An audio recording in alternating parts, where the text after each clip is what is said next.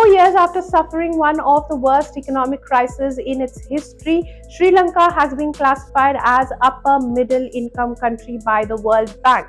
Meanwhile, India, the world's fastest growing major economy and soon to be the third largest economy globally, continues to remain in the lower middle income category. So, does this mean that Sri Lanka is richer than India? Well, no, it means Sri Lankans are richer than Indians. The confusion comes from how the World Bank classifies countries. It does not rank economies based on their total GDP or how fast they are growing. Instead, it uses gross national income or GNI per capita, which is essentially the average income earned per person in a country. Every year, the World Bank sets income thresholds. Countries with a GNI per capita above a certain level move into the upper middle income category.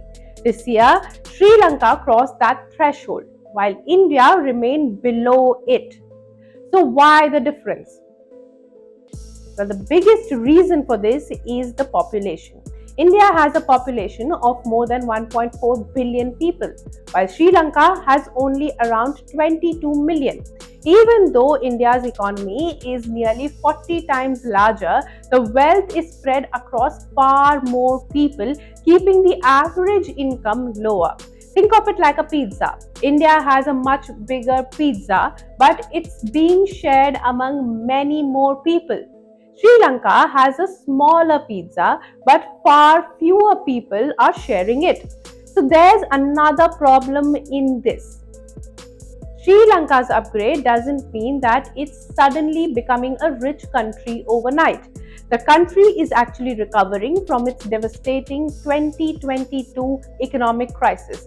Painful reforms under an IMF bailout, improving tourism, stronger exports and better macroeconomic stability have helped raise incomes enough to regain the upper middle income status. But economists are saying that the real challenge is sustaining these reforms and rebuilding foreign exchange reserves.